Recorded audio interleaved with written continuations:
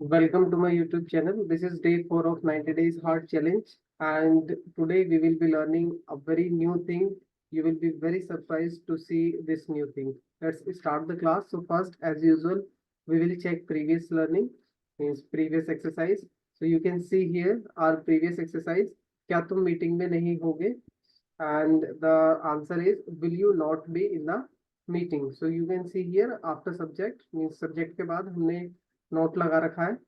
तो जैसे कि मैंने बताया था, हमेशा सब्जेक्ट के बाद नोट आएगा हमारे इंट्रोगेटिव और डबल इंट्रोगेटिव में। आज नहीं तो कल आप सफल होगे, कल मैंने मीनिंग बताई थी इसकी, आज नहीं तो कल, सूनर और लेटर। तो I hope you have done this correctly. So you will be successful sooner और लेटर। ओके, नेक्स्ट, उस अंधे व्यक्ति के पास एक दिन देखने के लिए आंखें होंगी। ये कल मैंने ये सेंटेंस इसमें इसलिए डाला था, मैं सोच रहा था, देख रहा था कि आप कंफ्यूज होते हैं या नहीं होते हैं। तो ये जो सेंटेंस है वो दूसरे रूल का है, तो इसका रूल हम बताएंगे। विल हैव आता है इसमें, विल भी नहीं आता। तो विल हैव जो आता है उसका रूल हम बताएंगे। That blind man will have eyes to see one day. Okay, वह लड़का एक अध्यापक के रूप में प्रसिद्ध होगा। तो होगा, आकर डंडा ये हट गया है। तो that boy will be famous as a teacher. के रूप में की होती है एज, अध्यापक के रूप में अ टीचर। बिल्ली कल मेरे घर पर नहीं होगी। The cat will not be at my home. मैंने कल बताया था जो नॉट है वो बीच में ही आएगा, उसका ध्यान रखना। वो दोनों हेल्पिंग वर्ब के बीच में आएगा, ठीक है। हम सब एक दिन अच्छे व्यक्ति होंगे। ऑल ऑफ अस, हम सब की दो मीनिंग होती है, वी ऑल और ऑल ऑफ अस। तो all of us will be good man और सिटीजन्स वन डे। तो अच्छे व्यक्ति की हम मैन भी लिख सकते हैं और सिटीजन्स भी लिख सकते हैं। क्या हमारे पिताजी हमारे लिए आदर्श नहीं होंगे? Will our fathers not be ideal for अस?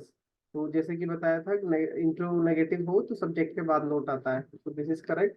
इस मकान का मालिक कौन होगा? Who will be the owner of this house? जो जिसमें सब्जेक्ट भी वही हो और हमारा क्वेश्चन वर्ड भी वही हो, तो उसमें क्या करते हैं, उसमें अफर्मेटिव वाले रूल से बनाते हैं। So this is affirmative rule, who will be the owner of this house. Okay, इसमें भी गा आका डंडा नहीं है। वो थोड़ी बहुत मिस्टेक होती है, माइनर मिस्टेक, वो आप थोड़े से चला लीजिए। कितने विद्यार्थी कल साक्षात्कार में उपस्थित होंगे? How many students will be present in the interview tomorrow? जो फ्यूचर वाला कल होता है उसकी मीनिंग टुमारो होती है, साक्षात्कार होता है इंटरव्यू। मेरे मेरा भाई कभी शरारती नहीं होगा। मैंने बताया था अगर कभी नहीं आ जाए तो भी नेवर भी बीच में ही आएगा। That's enough. Now next, today's class. Let's start today's class. So this is our today's class. Our topic is present has, use of has and have. तो ये आज हम सीखेंगे हैज हैव का प्रयोग। देखते हैं क्या होता है। आइडेंटिफिकेशन देखते हैं इसमें। समवन possesses समथिंग और keep something and no work happens.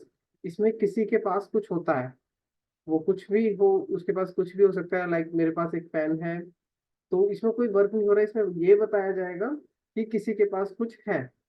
हो सकता है ये जो पास वाला वर्ड है वो यूज किया हो या नहीं किया हो। दो तरीके, दो आइडेंटिफिकेशन है। एग्जाम्पल के हिसाब से मैं आपको अभी समझा देता हूँ इसमें। एक चीज और, ये पास जो है, ये वो वाला पास नहीं है जैसे मेरा घर राम के पास, राम के घर के पास है।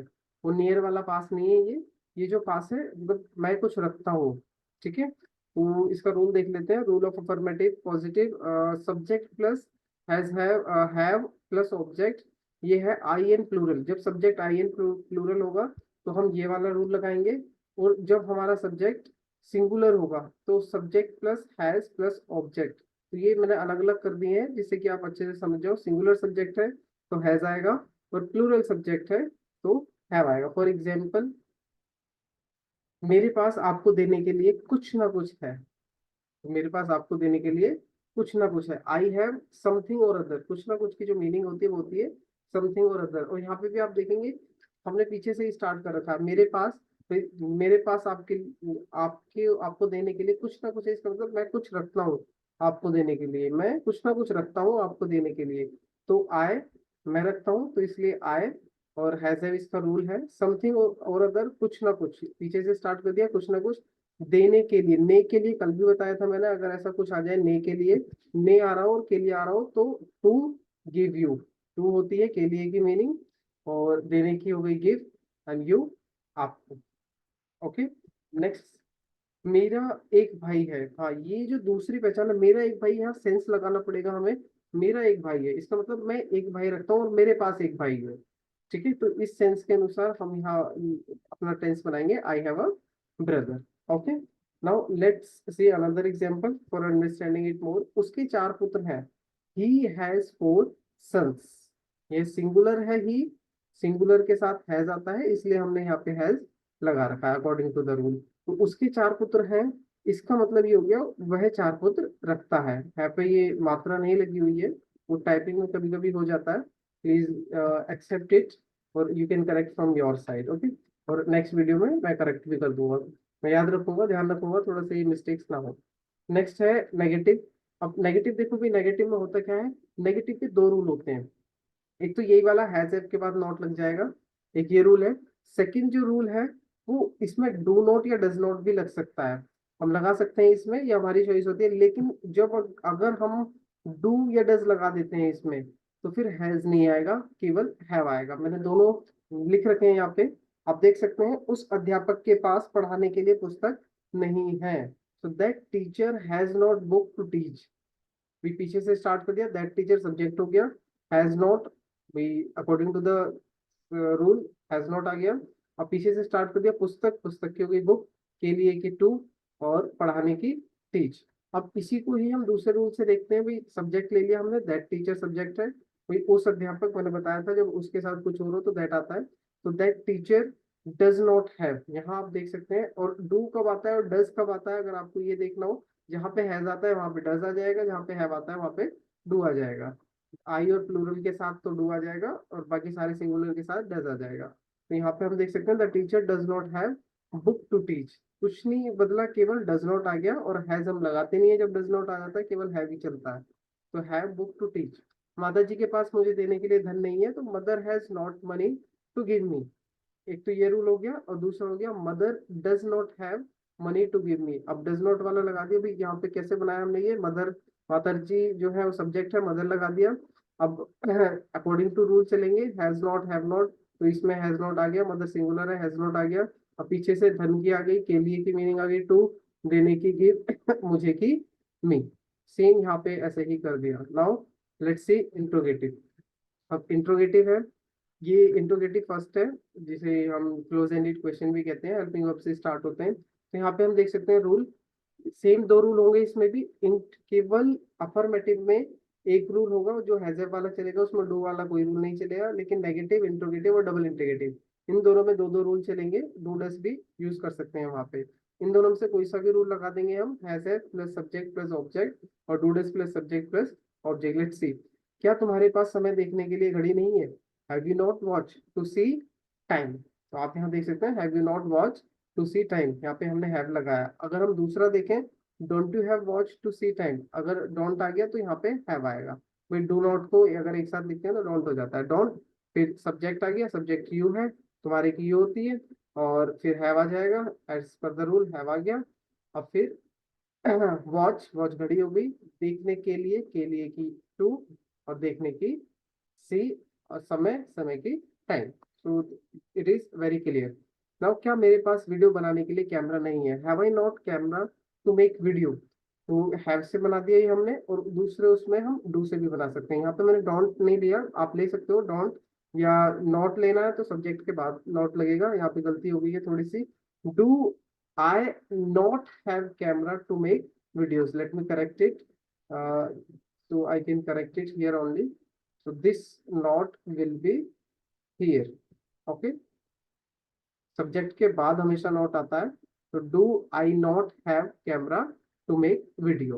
Okay, next, now we have next, next is double interrogative. अगर कोई भी डाउट हो तो आप पूछ सकते हो, कमेंट में लिख सकते हो, मैं आपको आपके सारे डाउट्स क्लियर करूंगा। ठीक है, नेक्स्ट है double interrogative. Let's see, double interrogative में भी दो रूल होते हैं, let's see both the rules. तो आप देख सकते हो double interrogative starting with W H family, तो W H family question word, वही रूल वही चलेगा, सेम रूल होता है वहाँ पे भी। बी एक्स्ट्रा, बी पिछली क्लास का इसमें हटा नहीं है, तो जस्ट वेट। तो देख सकते हैं आप यहाँ पे, ये जो बी है ये इसमें नहीं है, इसलिए let me correct it, rule गलत हो गया थोड़ा सा, इसको करेक्ट कर देता हूँ मैं। ये माइनर सी मिस्टेक है, ये हो जाती है टाइपिंग करते समय, ये जो है ये इसमें नहीं है। Let me cut it.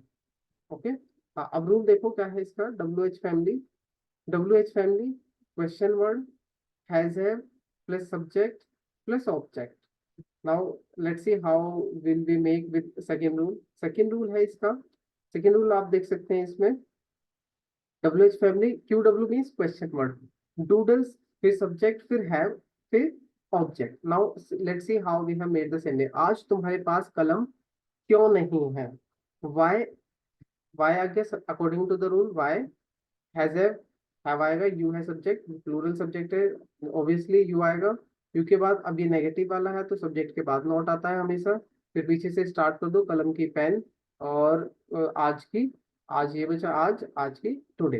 In the second rule Y, पहले क्वेश्चन वर्ड ले लिया, डू डज लेना है तो यू के अनुसार डोंट आएगा, और फिर सब्जेक्ट, सब्जेक्ट ले लिया हमने यू, फिर हैव पीछे से स्टार्ट कर दिया, जो बचा है पेन और टुडे। फाइन। राम की घड़ी किसके पास है? अभी राम की घड़ी किसके पास है, यहाँ पे सेंस लगाओ भी, किसके की मीनिंग क्या आएगी? राम के पास, राम की घड़ी किसके पास है, मतलब कौन रखता है राम की घड़ी? तो कौन रखता है, कौन की मीनिंग होगी हु। और जो मैंने बताया है भी कौन रखता है, कौन रखता है यही सब्जेक्ट है और यही हमारा क्वेश्चन वर्ड है। तो ये अफर्मेटिव वाले रूल से बनेगा, और जो भी अफर्मेटिव वाले रूल से बनता है उसमें केवल एक ही रूल लगेगा, हु हैज वाला, उसमें डू डज वाला कोई रूल नहीं है। तो who has Ram's watch, is it clear? Next उसके, कोई लड़की क्यों नहीं है? Why has he no girl? Why according to the rule why आ गया। हैज, ही, ही सब्जेक्ट ही है, इसी के अनुसार हमारे पास हैज है। भाई कोई लड़की है, कोई लड़की को अगर एक बार में लिखना चाहो तो नो मीन्स होता है कोई नहीं, तो नो गर्ल, ठीक है, या एनी गर्ल भी लिख सकते हो आप, मैंने यहाँ पे लिख रखा है आपके लिए। देखो वाई, अब डज वाले से बनाएंगे, डज ही, भाई ही है तो डज आएगा ऑब्वियसली। फिर हैज आते ही नहीं है इसमें, तो हैव नॉट एनी गर्ल। यहाँ पे मैंने बताया कोई लड़की, कोई लड़की के लिए एनी गर्ल भी लगा सकते हैं, वो नॉट एनी गर्ल लगाना पड़ेगा। अगर कोई के लिए नो लगा रहे हो तो इसका मतलब कोई नहीं का जो दो वर्ड है, कोई नहीं, इन दोनों की मीनिंग होती है no. Fine, is it clear? Next है, next let's see next, what is the next?